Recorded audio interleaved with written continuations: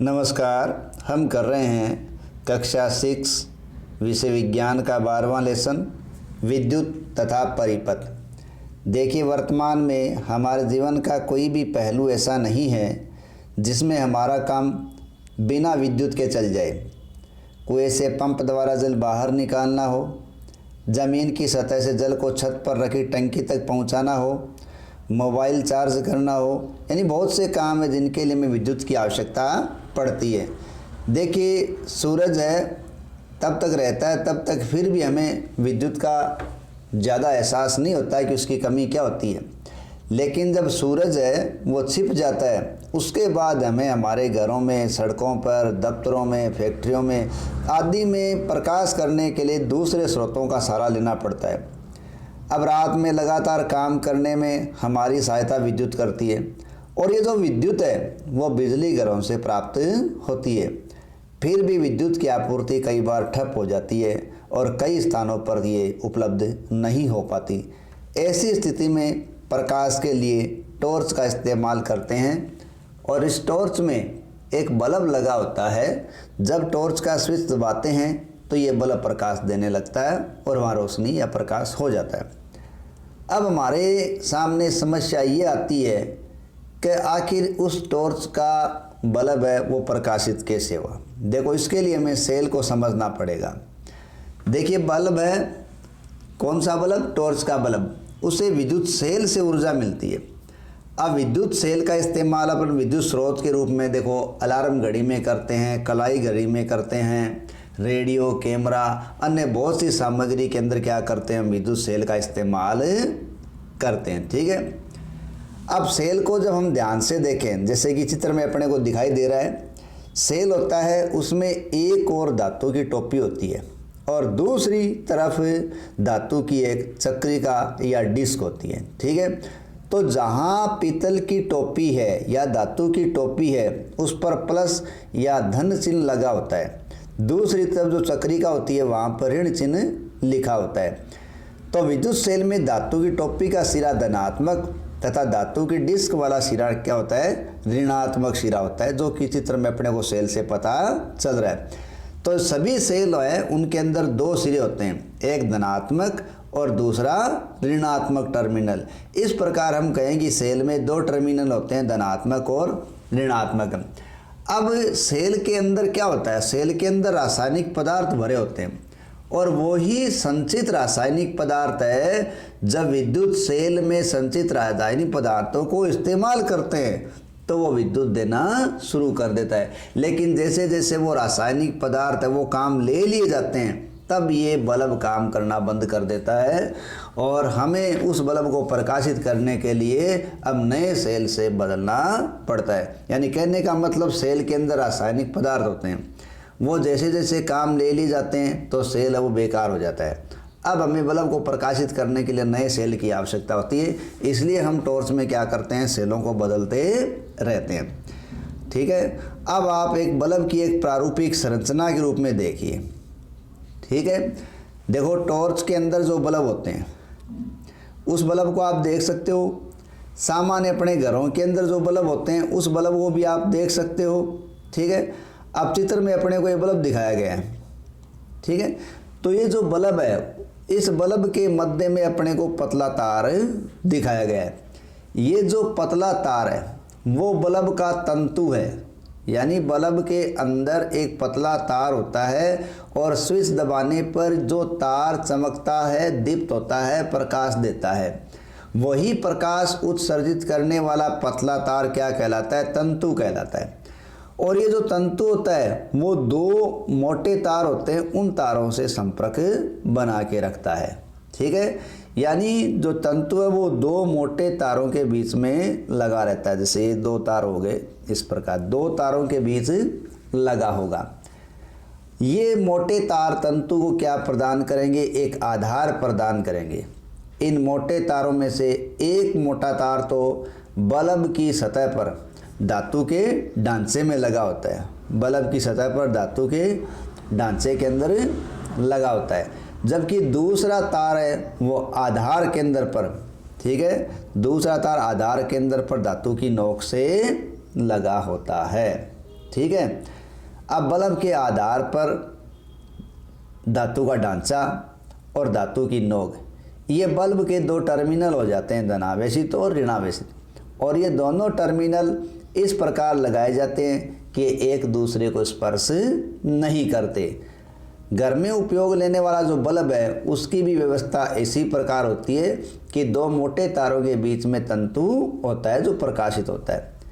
इस प्रकार विद्युत सेल तथा विद्युत बल्ब दोनों में क्या होते हैं, दो दो टर्मिनल होते हैं। हमें ध्यान रखना चाहिए कि विद्युत सेल के जो दो टर्मिनल तार हैं उन तारों को स्विच तथा बल्ब जैसी युक्ति को बीच में जोड़े बिना कभी नहीं मिलाना चाहिए, ठीक है। यानी सेल में जो दो तार होते हैं उनको आपस में तब तक मत मिलाओ जब तक वो स्विच या बल्ब से नहीं जोड़ेंगे, नहीं तो वो रसायन जो उसके अंदर भरा हुआ है वो धीरे धीरे अपने आप ही लुप्त हो जाएगा, ठीक है। तो अब देखो नेक्स्ट आगे देखते हैं विद्युत सेल से जुड़ा हुआ बल्ब, ठीक है।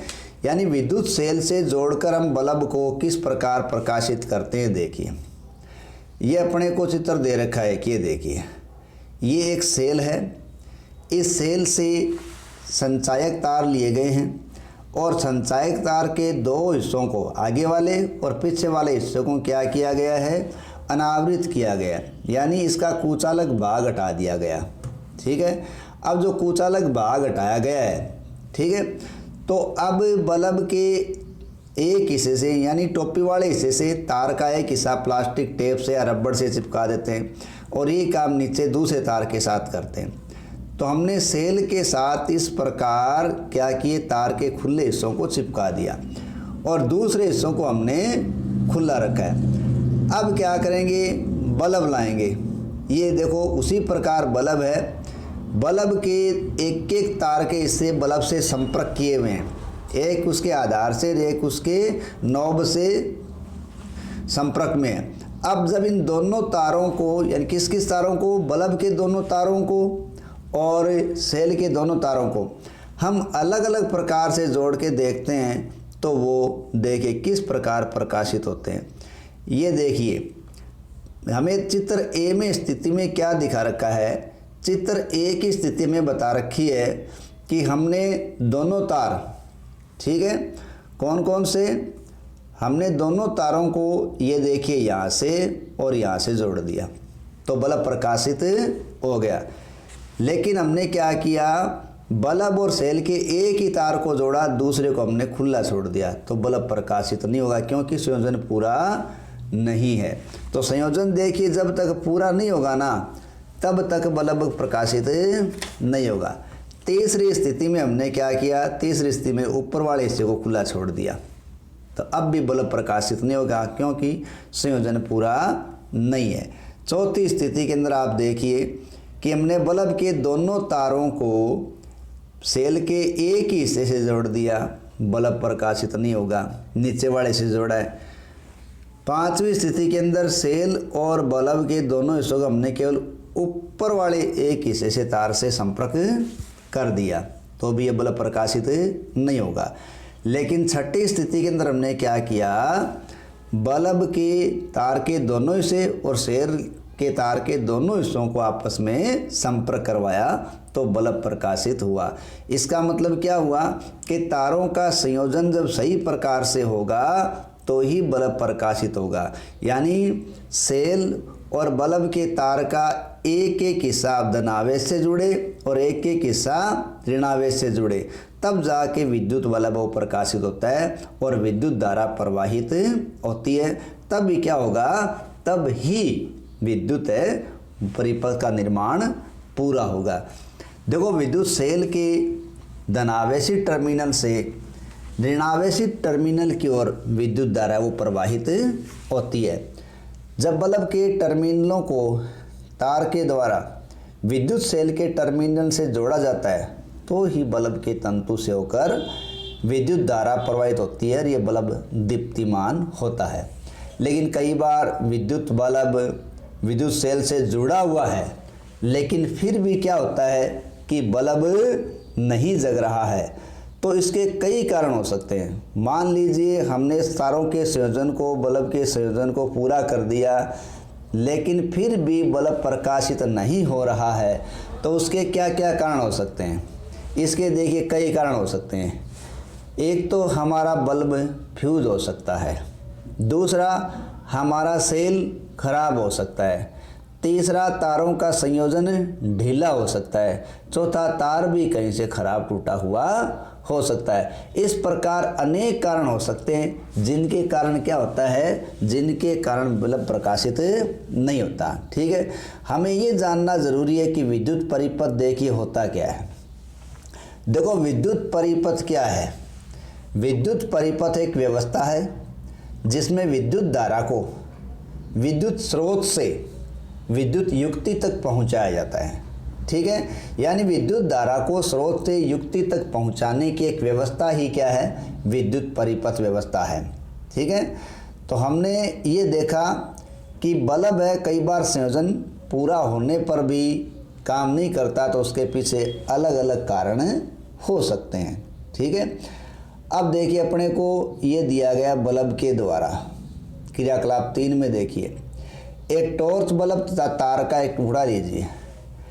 पहले की तरह तार के दोनों सिरों से प्लास्टिक का आवरण हटा दो, यानी दोनों को अनावृत कर लो। ठीक है, अब तार के एक सिरे को बल्ब के धातु के ढांचे के चारों ओर हमने लपेट जैसे चित्र में दिखा रखा है। ठीक है, तार के दूसरे सिरे को रबड़ बैंड की सहायता से विद्युत सेल के ऋणात्मक टर्मिनल से जोड़ दो। ठीक है, अब बल्ब के आधार की नोक अर्थात इसके टर्मिनल को विद्युत सेल के धनात्मक टर्मिनल पर रखिए। क्या बल्ब दीप्तिमान होता है? देखिए अब बल्ब को टर्मिनल को हटाइए, क्या बल्ब अब भी प्रकाशित होता है? देखो ध्यान रखें कि जब तार है वो विद्युत सेल के धनात्मक सिरे से और ऋणात्मक सिरे से दोनों जगह जुड़ा हुआ है, और अब उसकी पीतल की टोपी पर जब हम क्या रखें, बल्ब रखें, तो वो प्रकाशित होता है, क्योंकि दोनों टर्मिनल वहाँ काम कर रहे हैं। ये उसको उठाएंगे तो वो वापस हट जाएगा। इस प्रकार वो एक स्विच की तरह काम कर रहा है। अब बात आती है कि स्विच है क्या? विद्युत परिपथ के अंदर स्विच वो युक्ति है जो विद्युत धारा को सुचारू रूप से रखती है या उसको रोकने का कार्य करती है। ठीक है, यानी धारा को प्रवाहित करने का कार्य या धारा को रोकने का कार्य करने की युक्ति क्या होती है? विद्युत स्विच होती है। एक साधारण विद्युत स्विच है वो अपन बना के देखने का प्रयास करते हैं। ठीक है, देखिए ये चित्र के अंदर अपने को दिखाया गया है, एक थर्माकोल की सीट है। उस थर्माकोल की सीट पर क्या की गई है? 2 सेफ्टी पिन लगाई गई है, और सेफ्टी पिन है, उस सेफ्टी पिन से दोनों तरफ से एक एक तार है वो निकाला गया है, तार जोड़ दिया गया दोनों तरफ से। अब तार के एक सिरे को बल्ब से जोड़ दिया गया, सेल के एक से जोड़ दिया गया, और दूसरी सेफ्टी पिन से जो तार था वो बल्ब से होते हुए सेल के दूसरे हिस्से से जोड़ दिया गया। अब दोनों जो सेफ्टी पिन है दोनों जो सुरक्षा पिन है उनके बीच में एक सेफ्टी पिन रखी गई है। अब जब सेफ्टी पिन को हम आपस में दोनों सुरक्षा पिन से स्पर्श कराते हैं तो बल्ब है वो प्रकाशित हो जाता है, और वहीं जब हम सुरक्षा पिन है उससे सेफ्टी पिन को अलग कर देते हैं तो वो नहीं जगता, यानी बुझ जाता है। इस प्रकार ये पिन क्या करती है? ये पिन है वो एक प्रकार से स्विच का कार्य करती है, यानी धारा को प्रवाहित करना और रोकना, ये क्या करती है? ये कार्य स्विच या कुंजी का होता है। ठीक है, जब सुरक्षा पिन दूसरी ड्राइंग पिन से स्पर्श नहीं करती तो बल्ब दीप्तिमान नहीं होता, और इस तरह ड्राइंग पिन के बीच का रिक्त स्थान बंद नहीं होता तथा परिपथ पूरा भी नहीं होता। इस स्थिति में स्विच ऑफ होता है, और जब ये जोड़कर पूरा कर दिया जाता है तो हम कहते हैं स्विच ऑन है। उस स्थिति के अंदर पदार्थ है या बल्ब है वो कार्य करता है, और इस स्थिति का इस्तेमाल, ठीक है, हम पदार्थों की चालकता और विद्युत त्वरितता जांचने के लिए भी करते हैं। तो हम देखते हैं कि विद्युत चालक और विद्युत रोधक होते क्या हैं। देखिए ऐसे पदार्थ जो विद्युत धारा का चालन करते हैं वो विद्युत चालक कहलाते हैं। ठीक है, जैसे हम सिक्का लें, ठीक है, चाबी लें, एल्युमिनियम की पन्नी लें, सिलाई मशीन की सुई लें, ये क्या है? ये चालक पदार्थ हैं। ठीक है, जहाँ हमने अभी ऊपर वाले प्रयोग के अंदर क्या किया था, सेफ्टी पिन का इस्तेमाल किया था। अब इन पिनों की जगह अपन अलग अलग चीज़ों का इस्तेमाल करें, जैसे कील का, एल्युमिनियम की पत्ती का, सुई का, ठीक है, चाबी का, तो तब क्या होगा, ये बल्ब वो प्रकाशित होता है, अर्थात ये पदार्थ अपने में से विद्युत धारा का चालन करने देते हैं, तो ये चालक है। जो पदार्थ विद्युत धारा का चालन नहीं करने देते वो कुचालक कहलाते हैं, विद्युत रोधी कहलाते हैं। जैसे रबड़ लगा दिया, कागज़ लगा दिया, प्लास्टिक लगा दिया, कांच लगा दिया, ये क्या है, ये अपने में से विद्युत धारा का प्रवाह नहीं होने देते। इस प्रकार ये क्या कहलाते हैं, विद्युत रोधक पदार्थ कहलाते हैं। और हमारे दैनिक जीवन के अंदर बहुत से ऐसे पदार्थ हैं जो विद्युत चालक हैं और बहुत से ऐसे हैं जो विद्युत रोधक हैं। जैसे टेबल के अंदर अपने को पहले दी गई है चाबी। चाबी एक धातु है और इससे बल्ब जलता है, यानी जब परिपथ में चाबी का इस्तेमाल करेंगे तो बल्ब जलेगा, क्योंकि बल्ब धातु के द्वारा संपर्क कर सकता है। जबकि रबड़ लगा दें तो वो काम नहीं करेगा, क्योंकि रबड़ कुचालक है। इसी प्रकार प्लास्टिक का स्केल, लकड़ी, कांच की चूड़ी, ये सब क्या है, कुचालक के रूप में काम करें। जैसे कि लोहे की कील है, वो एक धातु है और वो चालक के रूप में काम करती है, इसलिए क्या होता है, बल्ब जलने का काम करेगा। तांबा, एल्युमिनियम तथा अन्य धातुएं हैं, वो तार बनाने के लिए इसीलिए काम आती है क्योंकि वो विद्युत धारा की चालक होती हैं, और विद्युत धारा की चालक होती हैं तो ये विद्युत युक्तियों में बहुत ज़्यादा काम आती है।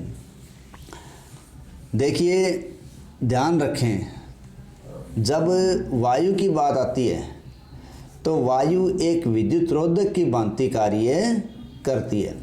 ठीक है, जैसे हमने ऊपर वाले प्रयोग में दो ड्राइंग पिन के बीच जो सेफ्टी पिन लगाई थी, जब वो हटी हुई है तो बल्ब दीप्तिमान नहीं होता।